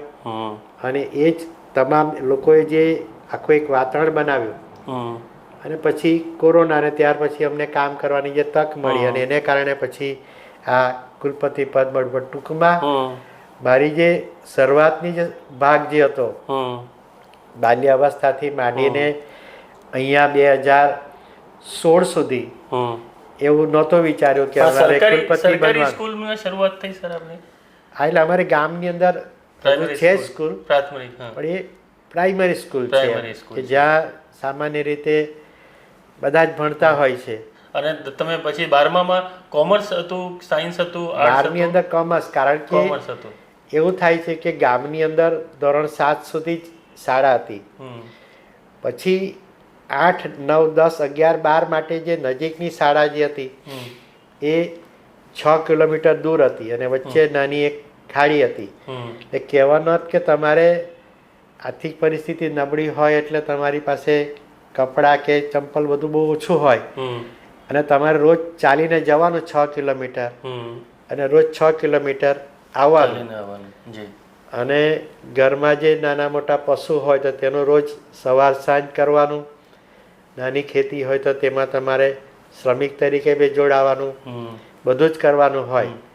એટલે એ 5 વર્ષ સુધી ચાલીને જવાનું, ચાલીને ભણવા આવવાનું, વરસાદ કંઈ બી હોય તો એ ભાગ હતો. એટલે અમે એવું ત્યારે નહોતા વિચારી શક્યા કે ભાઈ આપણે આટલે પદ સુધી પહોંચવું. પણ ત્યારે એવું ટાર્ગેટ કે ભાઈ, અને એટલે અમે સાયન્સ નહીં લઈ શક્યા કારણ કે ત્યારે સાયન્સ એ નજીકની શાળામાં પણ 11, 12 સાયન્સ નહોતું, કોમર્સ અને આર્ટ્સ જ હતું કે જેથી અમારી પાસે એવો કોઈ ઓપ્શન નહીં હોય કે અમે સાયન્સ લઈ શકીએ. કારણ કે પછી સાયન્સ માટે ઘણું દૂર જવું પડે, જે કેટલી પરિવારની પરિસ્થિતિ નહોતી. કે કેટલી આવક હશે આ વખતે જ્યારે તમે સ્કૂલમાં હતા ત્યારે તમારા ઘરની આવક તો ખૂબ ઓછી હોય, કારણ કે જે દૂધમાંથી જે પૈસા આવે તે જ હોય. હવે તો ત્યારનો તો ભાવ બહુ ઓછો એટલે પછી મહિનાની આવક માંડ 100 રૂપિયા આવે, તેમાંથી જ બધાએ ખાવાનું. 2 ભાઈ.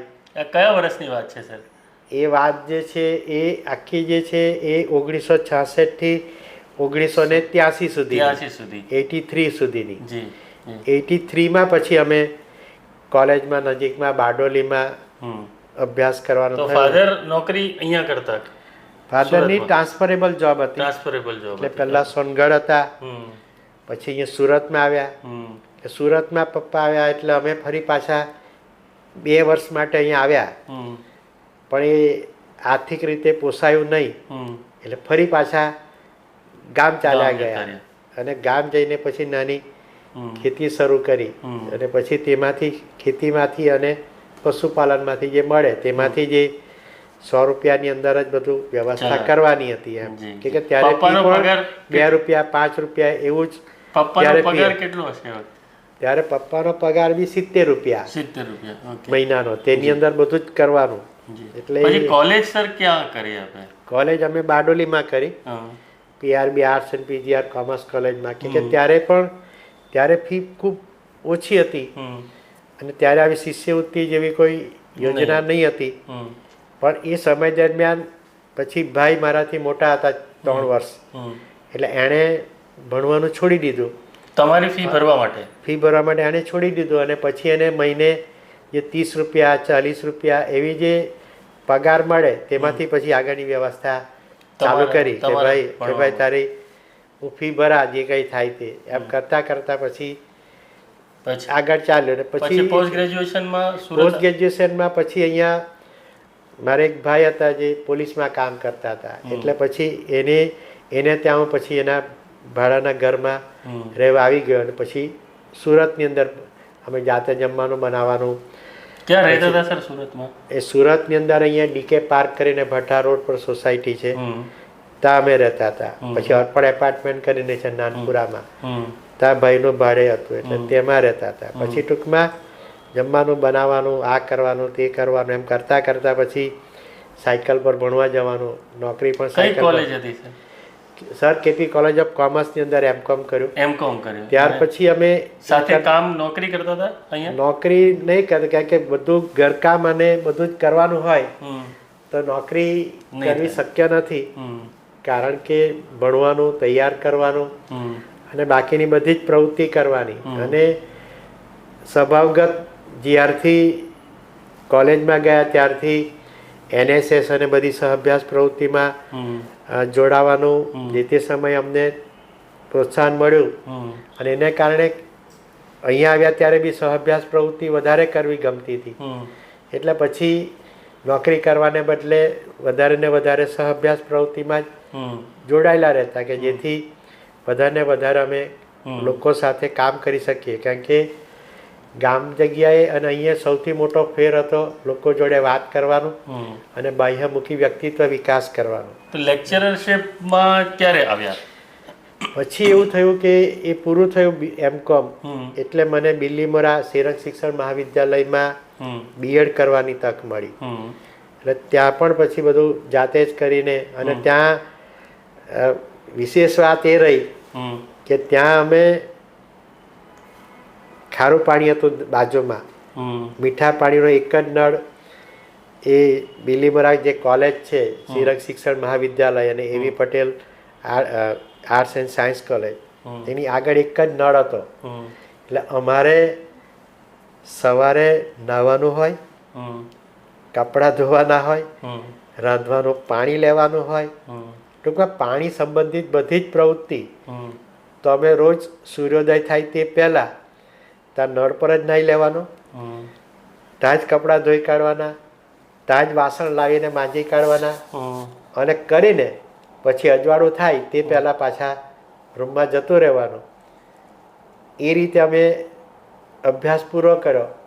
પાણી પડે તો ઉપરથી પેલું મકાન હતું એટલે એની નીચે સૂવાનું, પલંગની નીચે સૂવાનું, એટલે પાટી અને તેની નીચે સૂવાનું, ત્યાં જ નીચે જમવાનું બનાવવાનું. એમ કરીને B.Ed ત્યારે 1 વર્ષનો હતો એ પૂરું કર્યું. અહીંયા આવ્યો એટલે અહીંયા પ્રોપ્રાઇટરી ઇંગ્લિશ મીડિયમ કરીને કોલેજ છે, સ્કૂલ કે જે બરાનપુરી ભાગળ પર આવેલી છે, જે આઝાદી પહેલાની છે. અને આદરણીય જે શંભુ દાદા હતા તે એનું નેતૃત્વ કરતા હતા, સુરત એજ્યુકેશન સોસાયટી. એ સ્કૂલમાં મને તરત જ 11-12માં નોકરી મળી. કયો સબ્જેક્ટ ભણાવતા સર? ત્યારે હું બિઝનેસ મેથ્સ નામનો એક વિષય હતો, બિઝનેસ મેથેમેટિક્સ. અચ્છા. એ જે વાણિજ્ય એટલે કોમર્સના વિદ્યાર્થીઓ માટે આવતો હતો વિદ્યાર્થી. એ અમે 2 વર્ષ ભણાવ્યો, પણ ભણતા ભણતા જેટલી પણ કોલેજોમાંથી જાહેરાત આવે એમાં અરજી કરતા હતા. એટલે તમારે બનવું લેક્ચરર જ હતું? હા, કારણ કે અમે જ્યારે B.Ed કરતા હતા ત્યારથી આપણને એવું લાગતું હતું કે ભાઈ આપણે સ્કૂલમાં નહીં, કે સ્કૂલના વિદ્યાર્થીઓ જ્યારે અમે ભણાવીએ ત્યારે અમને અલગ અલગ પ્રકાર અંકુશ કરવાની મુશ્કેલી પડતી હતી, અથવા તો ત્યાં જે લોકો શિક્ષકો હોય તેને અમે પૂછીએ કે તમે કેવું, તો કે અમે આ કોલેજમાં ભણેલા, અમે આ કોલેજમાં ભણેલા. તો આપણને એમ થાય કે ભાઈ સ્કૂલમાં શિક્ષક બનીએ એના કરતાં તો સ્કૂલના શિક્ષકો જે તૈયાર કરે તેવી જગ્યાએ આપણે જ જવું જોઈએ, કે જેથી આપણે સ્કૂલના વિદ્યાર્થી નહીં પણ સ્કૂલના શિક્ષકોને તૈયાર કરીએ. એટલે પછી જેટલા પણ ઇન્ટરવ્યૂ પડે એમાં કરે. તેમાં આ જે જીવનજ્યોત ટ્રસ્ટ અમરોલી સંચાલિત જે કોલેજ છે ત્યાં સૌથી વધારે આભાર માનવાનો હોય તો એ ત્યાંના મુખ્ય દેહદાતા એટલે કે કાંતિ કાકા, કાંતિલાલ જીવનલાલ શાહ. એમાં એવું થયું કે મેં ઇન્ટરવ્યૂ આપ્યું. ઇન્ટરવ્યૂ તો સામાન્ય રીતે બધી જગ્યાએ સારું જતું હોય,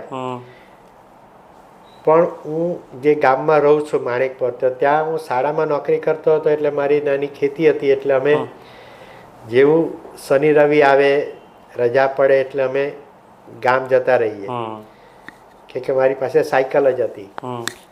એટલે ત્યાં ખેતી કરવામાં મજૂરો ઓછા હોય કે પોસાય નહીં આપણને, એટલે હું ત્યાં ખેતરમાં હતો. તો આ દાદાએ પહેલાં બારડોલી સંપર્ક કર્યો. બારડોલીથી એક માણસને એમ કીધું કે ભાઈ તું આ ગામ જા, આ ગામનો છોકરો છે તેને ત્યાં તું પહેલાં જા રૂબરૂ, કે તે સમયે આવા ફોન અને બાકીની કોઈ વ્યવસ્થા હતી નહીં. એટલે તું ત્યાં જા અને આ જ કોઈરાને કહે કે તારે મને મળવા આવે, મારે ત્યાં નોકરીએ તને પસંદ કરેલો છે. એટલે તેનો માણસ ત્યાં ઘરે બેસે છે, એક મજૂરને મોકલે છે ત્યાં મારે ત્યાં, અને કહે છે ખેતરે કે ભાઈ તારે ભાઈ સુરત જવાનું છે, તારે કાંતિભાઈ નામના કોઈ બોલાવે છે. ઘરે આવીએ છે, સાધન નહોતું તો ગામમાંથી એક જણનું સાધન લીધું. પેલા ભાઈએ કીધું કે તમારે આ એડ્રેસ પર જવાનું છે. એટલે અમે દાદાને જઈએ છીએ, પણ આપણી પહેલેથી એવી ટીમ હોય છે કે ભાઈ કોઈ પણ સિનિયર મળે તો આપણે પગે લાગવાનું. એટલે દાદાને પગે લાગીને કે દાદા બોલો એમ. ત્યાં સામાન્ય રીતે એ લોકોમાં જૈન ધર્મમાં ઘણા લોકો નીચે બેસવાની બેઠક વ્યવસ્થા હોય છે. એટલે નીચે બેસાડીને કીધું કે દીકરા કાલથી તારે મારી સાથે જોડાવાનું છે. એટલે અમે પછી દાદા મારી તો સરકારી નોકરી છે, નહીં તો ખાનગી નોકરી હતી, પણ કંઈ નહીં તો આપણે કંઈક કરવું એમ કરીને તું આવી તો જાય એકવાર. એટલે પછી મેં મારી સરકારી નોકરી છોડી અને એક ખાનગીમાં દાદાના ભરોસે એ ખાનગી કોલેજની અંદર અમે જોડાયા. અને પછી જૈન દેરાસરની અંદર એ અમરોલી કોલેજની અંદર ત્યાં જૈન દેરાસર છે જે ખૂબ પ્રખ્યાત છે.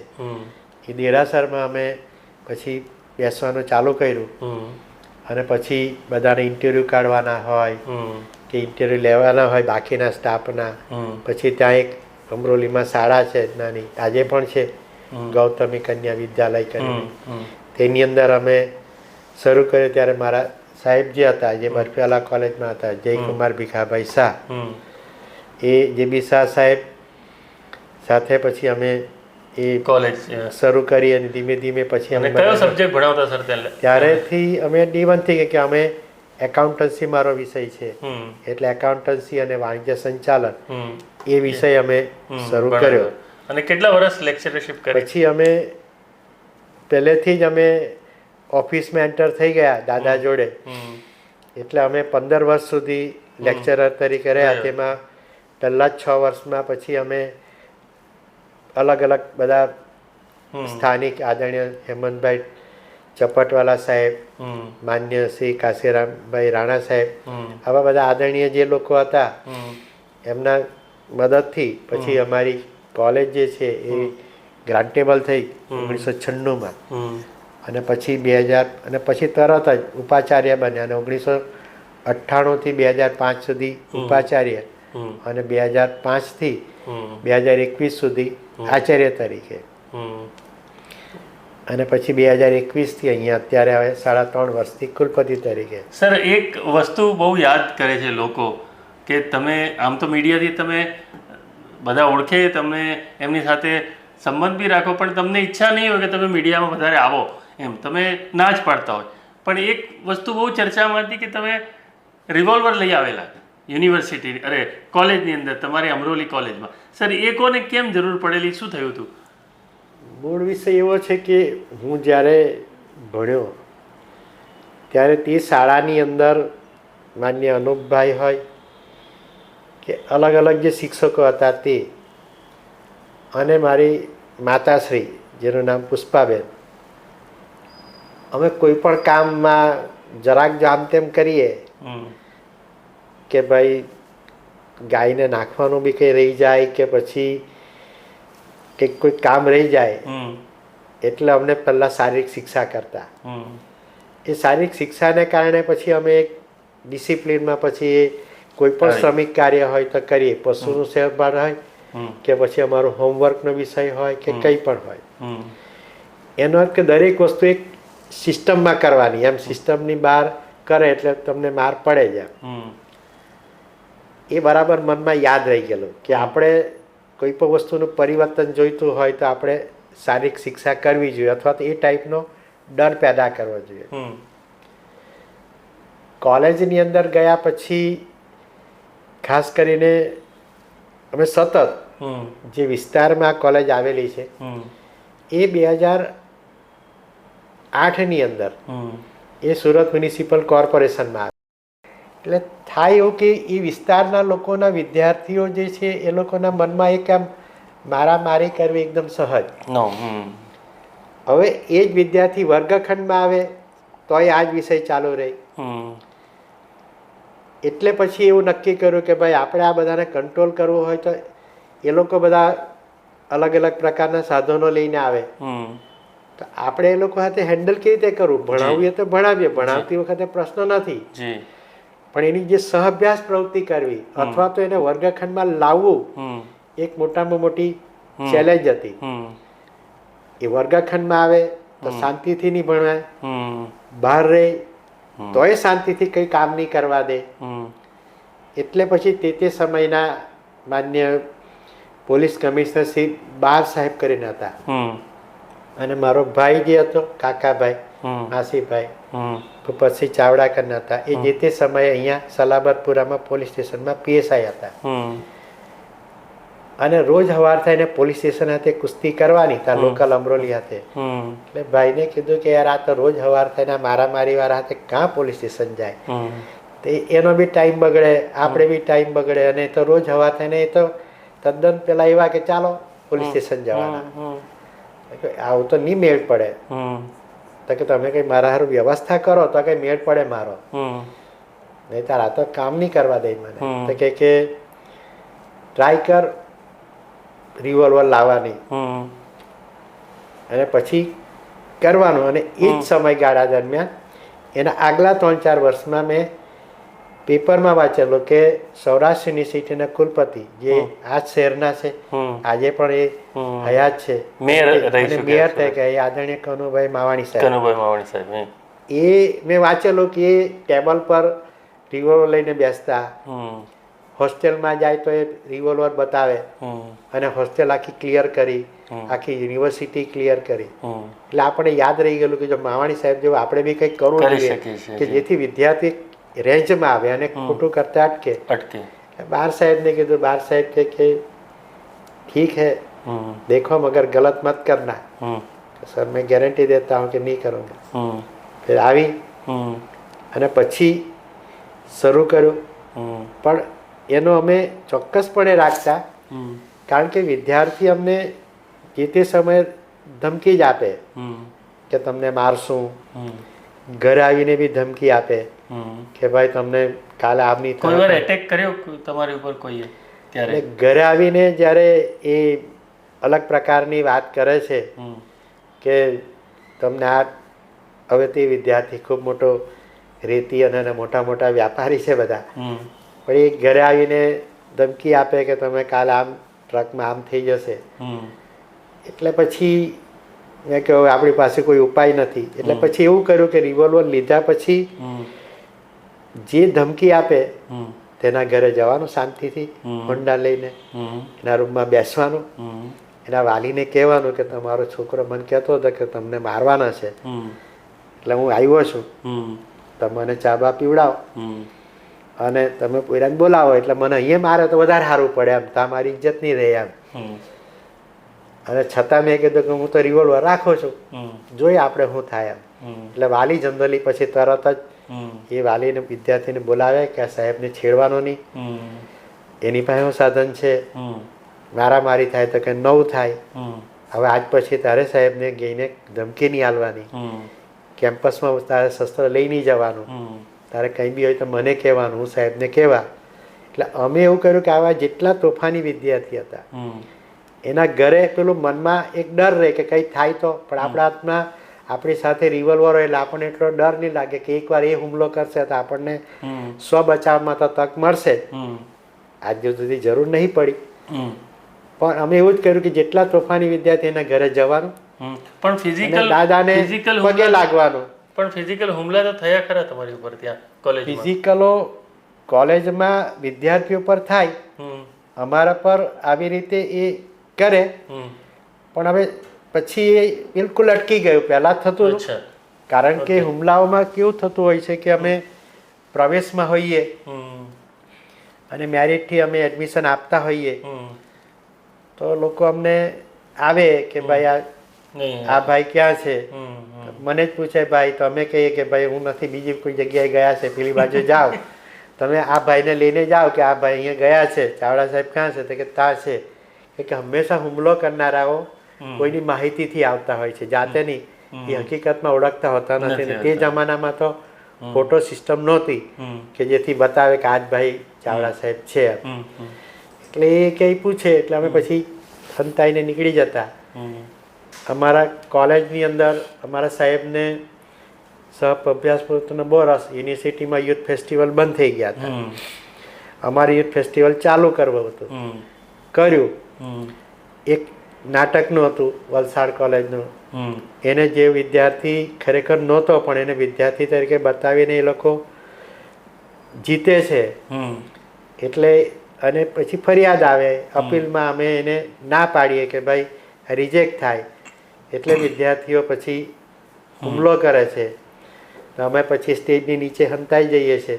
પછી અમારા જ વિદ્યાર્થીઓ અમને ચાદર ઓઢાડીને અમને બાજુની શાળામાં લઈ જાય છે, દિવાલ કુદાવીને કે સાહેબ તમે હંતાઈ જાવ, નહીં તો આ લાંબુ મુશ્કેલી પડે.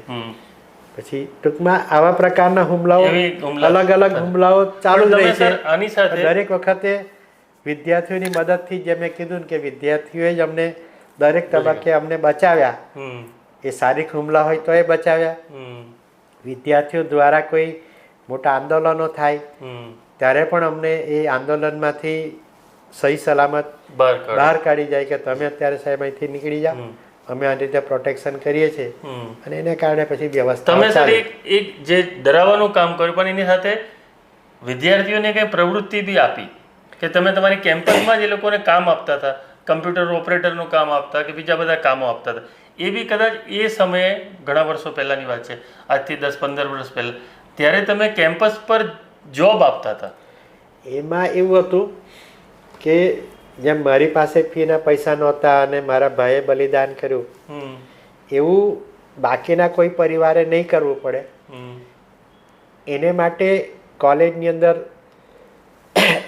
વિદેશમાં જે વિદ્યાર્થીઓ જતા હતા તેની પાસેથી સાંભળેલું કે તમે જ્યાં ભણો ત્યાં જ તમને નાનું મોટું કામ આપે અમુક કલાક માટે, અને એમાંથી પૈસા પડે, તેમાંથી જે ફી ભરે, તેમાંથી જે બધું બાકીની બધી વ્યવસ્થા એમાંથી જ કરે. એમ ખાલી એ વસ્તુ મને યાદ હતી કે આવું આપણા વિદ્યાર્થી માટે કરીએ તો કેવું કે જેથી એટલીસ્ટ એ ભણે ખરા, ફીસ મળી અને સારી રીતે કંઈક જરા તરા કપડાં પણ પહેરે અને મા બાપ પર થોડું ઓછું પ્રેશર જાય અથવા તો બિલકુલ જાય નહીં.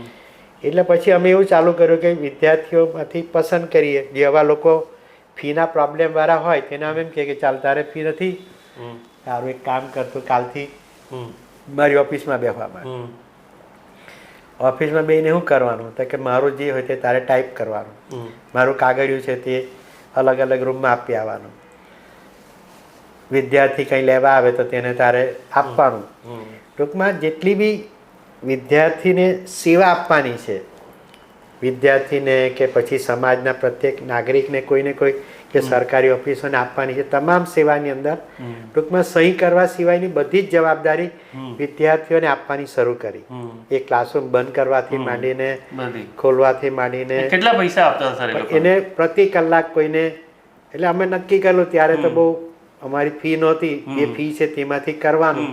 એટલે ભાઈ કલાકના 5 રૂપિયા, કલાકના 10 રૂપિયા, કલાકના 12 રૂપિયા, કલાકના 20 રૂપિયા. કોઈ પીરિયડ લઈ આવે મારા વતી એટલે પીરિયડ લેવા જાય, ભાઈ તું કામ કર પીરિયડ લઈ આવ, મોટા પોયરા હોય તો પીરિયડ લઈ આવ, ટીવાય વાળો છે તો ભાઈ એફઆઈ માં લઈ આવ, ભાઈ તારા 20 રૂપિયા, ભાઈ તારા વધારે પૈસા કારણ કે તું મારી એની જગ્યાએ જાય. એમ કરીને એ લોકોને બધાને કામ, એને કારણે એ લોકો એક સારા શિક્ષક બી બન્યા, સમાજની અંદર અલગ અલગ નાગરિકો બી નેતૃત્વ બી કર્યું, અલગ અલગ પ્રવૃત્તિઓ પણ કરી. એનું નામ અમે આપેલું અનવાઇઝ લર્ન. અને એ યોજના અમારી વર્ષો સુધી ચાલી. આજની તારીખે પણ અમરોલી કોલેજમાં એ યોજના ચાલુ છે. હવે તો વધારે આપે છે પ્રતિ કલાક. અને એ યોજના મેં યુનિવર્સિટીમાં બી દાખલ કરી અને અત્યારે પણ એ યોજનાને આધારે 100 કરતાં વધારે લોકો અલગ અલગ રીતે કામ કરે છે. સ્ટુડન્ટ્સ આપણે ત્યાં યુનિવર્સિટી સ્ટુડન્ટ્સ અને એ બંને ગ્રુપમાં એમ. બધા. અચ્છા. અને સર તમારી કોલેજમાં તમે બહુ બધી સુવિધાઓ ઊભી કરેલી કે જે કદાચ કોઈ કોલેજમાં એવી જોવા મળતી નથી. એની અંદર વોશિંગ મશીન બી હતું, એની અંદર માઇક્રોવેવ ઓવન બી હતું, ફ્રિજ બી હતું, અને 100 લોકો જમી શકે એની બધે સાધનો પણ ભેગા કરેલા હતા. અને વિદ્યાર્થીઓ સવારે ઠંડીમાં આવે હા, તો તેને માટે અમે હીટર બી મૂકેલા કે જેથી એને સવાર આવે ઘરેથી તો એ પેલો થોડા ઘણા ગરમ પાણીથી હાથ ધોઈ કાઢે. અને એથી વિશેષ અમે ઓછી જગ્યા હોય છે પણ અમે ડે 1 થી અમે એ લોકોને માટે મોટા મોટા કાચ મૂકેલા કે જેથી વિદ્યાર્થી ઘરેથી આવે ત્યારે કોઈના સાધનોને આમ તેમ ડિસ્ટર્બ કરે એના કરતાં બેટર વે એ જ્યાં જ્યાં એવી જગ્યાઓ છે કે જ્યાં એ સૌથી પહેલો જતો હોય અથવા રિસેસમાં જતો હોય એ જગ્યા પર મોટા મોટા કાચ મૂક્યા અને ત્યાં અમે ગરમ પાણી જાય એવું પણ મૂક્યું કે જેથી એ ત્યાં ગરમ પાણીથી કારણ કે ગ્રામ્ય વિસ્તાર હોવાને કારણે ઠંડી અને આવનારા વિદ્યાર્થીઓની આર્થિક ક્ષમતા ઘણી ઓછી હોય એટલે એ લોકોને ગરમ પાણી મૂક્યા જેથી વિદ્યાર્થી સવારે જ એક વ્યવસ્થિત રીતે હાથ મોઢું ધોઈ કાઢે, પગ ધોઈ કાઢે અને વ્યવસ્થિત તૈયાર થાય. આ એક વાત. અને બીજી બાજુ મને જે સુવિધા નહોતી મળી અને મારી સુવિધા માટે મારા માતાશ્રી શિક્ષકનો માર ખાવા પડતો હતો તે એડે નહીં કરવું પડે એટલા માટે આપણે એવું કર્યું કે ભારતની જે કોઈ શ્રેષ્ઠ ટેકનોલોજી આવે એ ટેકનોલોજીનું એક સાધન ખરીદવાનું અને વિદ્યાર્થીને વર્ગખંડમાં મૂકવાનું. કોઈ મશીન જોઈતું હોય જે વસ્તુઓ યુનિવર્સિટી માટે નહોતા, ડુપ્લિકેટિંગ મશીન કે એવું તેવું કે જેથી કોઈ કારણસર એક્ઝામો એક તબક્કે વાસ્તવિકતામાં પેપર ફૂટી ગયું હતું, વાસ્તવિકતામાં પેપર જોઈતા હતા તો રાતોરાત અમે ગાડી મંગાવીને અને એ બધા કોપી બનાવીને યુનિવર્સિટીની ગાડીમાં દરેક પેપરની અંદર બીજે જ દિવસે સવારે મોકલ્યું હતું. ટૂંકમાં એટલે યુનિવર્સિટી ત્યારે વીર નર્મદ યુનિવર્સિટીનું એક પેપર ફૂટી ગયેલું, રાત્રે ખબર પડી કે પેપર ફૂટી ગયું છે અને તમે રાતોરાત તમારી કોલેજમાં એના જેટલી સંખ્યામાં જે ક્વેશ્ચન પેપર જોઈતા હતા એ તમે પ્રિન્ટ કર્યા તમારી પાસે. ત્યારે એ સુવિધા હતી જે યુનિવર્સિટી પાસે નહીં હતી. પેપર પણ કોલેજમાં જ કાઢ્યું જી, એ અમારા શિક્ષક પાસેથી પેપર કઢાવ્યું કે તે સમયે આવું બધું કંઈક આટલી બધી ટેકનોલોજી નથી કે ભાઈ પેપર તરત મળી જાય તમને ને એવું કંઈ હોય નહીં કે આવું બધું બહુ ઓછું બનતું હતું.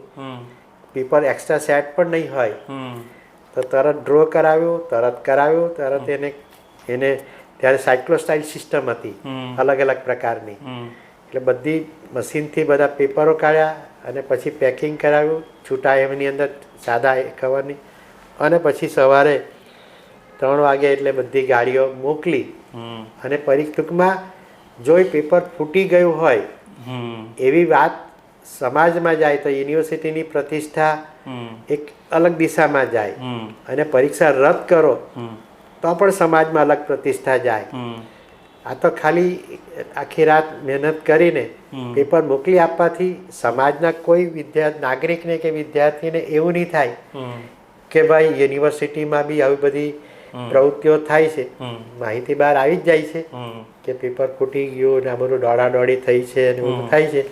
પછી તો એ કરનારાઓ પકડાઈ પણ જાય છે અને પછી પ્રક્રિયાઓ ચાલે છે. પણ તે સમય ટૂંકમાં ટેકનોલોજી હતી અને વર્ગખંડમાં પણ બધી ટેકનોલોજી એટલા માટે જ રાખતા હતા કે જે મને નથી મળી ટેકનોલોજી, શાળામાં મને નહોતી મળતી, ભણ્યો ત્યારે નહોતી મળી પણ મારા કોલેજમાં ભણતા વિદ્યાર્થીને મળે કારણ કે એ વિસ્તારની અંદર આજે પણ શહેરની અંદર સૌથી ઓછી આવક ધરાવતા લોકો છે એ પ્રકારના આજે પણ ત્યાં 90% લોકો છે કે જેના એના 10 કિલોમીટરના રેડિયસમાં કે 5 કિલોમીટરના રેડિયસની અંદર લોકો જે રહે છે એવા લોકો ત્યારે પણ વસતા હતા, આજે પણ વસે છે.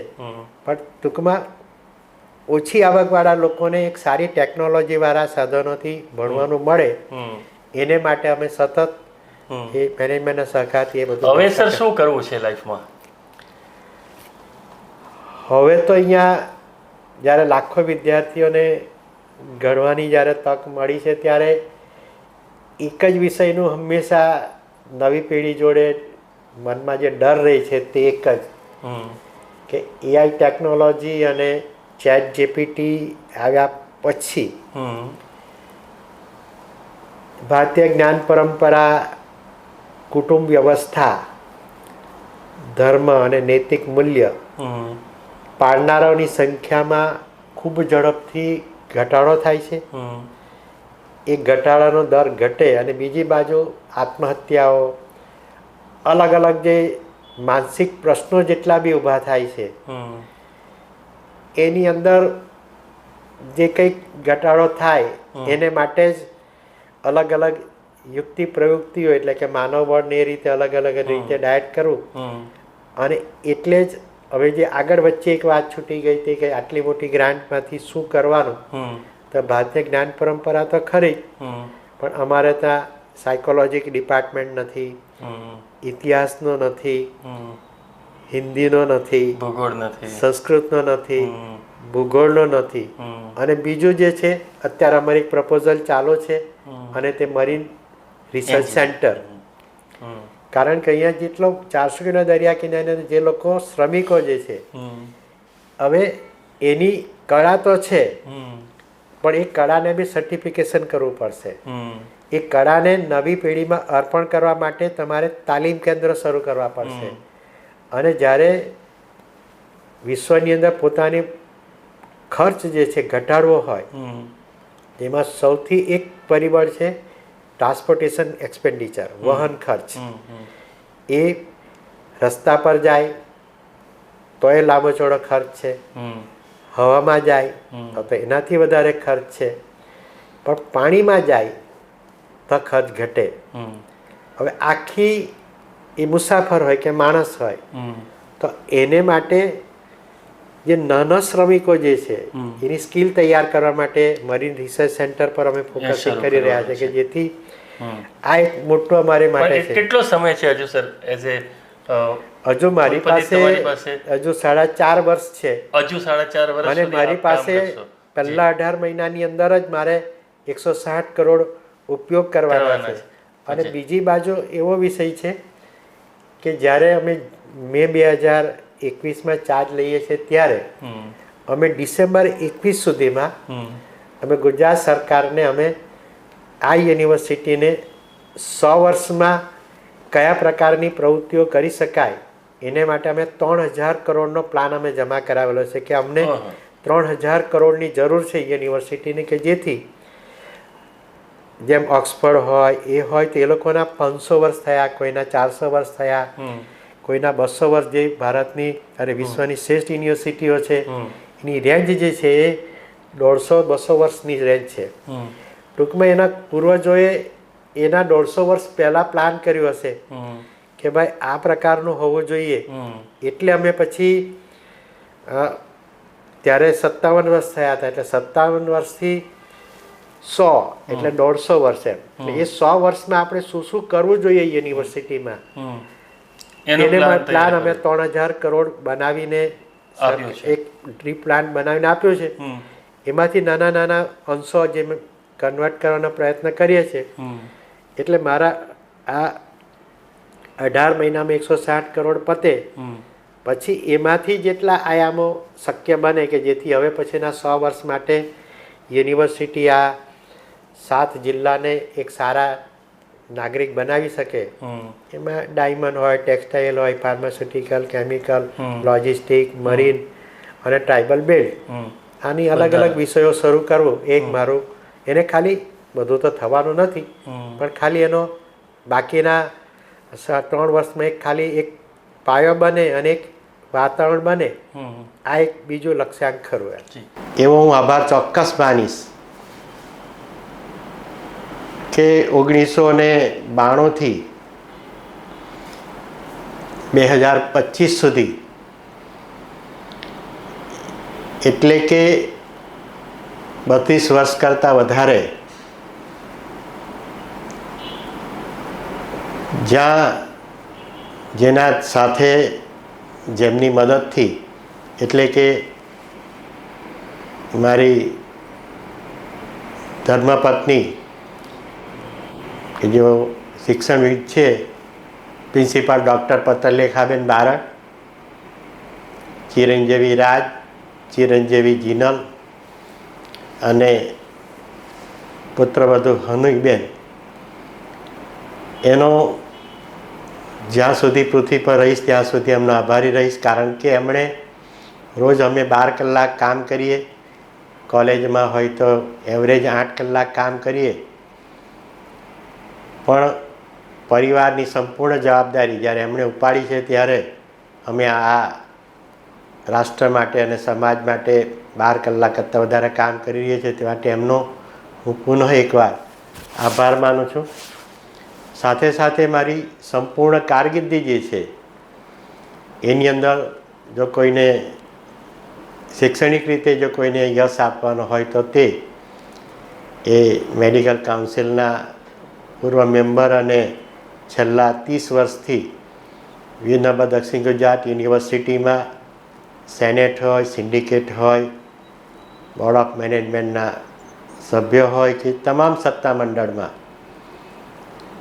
અમને મદદ કરનાર અને પ્રેરણા, પ્રોત્સાહન અને પદદર્શન આપનાર એવા ડૉક્ટર મહેન્દ્રસિંહજી ચૌહાણ સાહેબનો પણ આ તબક્કે આભાર માનું છું. વંદે માતરમ. ભારત માતા કે જય. જય જય ગઢ ગુજરાત. સર, આપ આવ્યા અને એકદમ ખુલ્લા મને ઘણા બધા સવાલોના જવાબ આપ્યા. ફરીથી જ્યારે બી સમય મળશે ત્યારે સર આપની સાથે ચર્ચા કરશું. અને હજુ તો 100 વર્ષનું ઘણું બધું કામ કરવાનું છે. અંતમાં તો મારે એટલું જ કહેવું કે સૌથી વધારે જો આમ આભાર માનવાનો હોય તો વિદ્યાર્થીઓનો તો ખરો જ, સૌથી વધારે આભાર માનવાનો હોય તો માતાશ્રી ને પિતાશ્રીનો. કારણ કે એ લોકોએ અનેક વ્યવસ્થાઓની વચ્ચે પણ અને છેલ્લે ભાઈનો કે જેથી એણે મને જે તે સમયે દરેકે પોતાની જિંદગી અર્પણ કરી અને બધાની તાકાત મને આપી, આર્થિક તાકાત, અને એને કારણે પછી આવ્યા. અને વિદ્યાર્થી એટલે જ આપણે છેલ્લે સુધી પકડી રાખીએ છીએ કે વિદ્યાર્થીને કોઈ પણ રીતે તકલીફ નહીં પડે એને માટે આપણે પ્રયત્ન કરતા રહેવાનું. જી.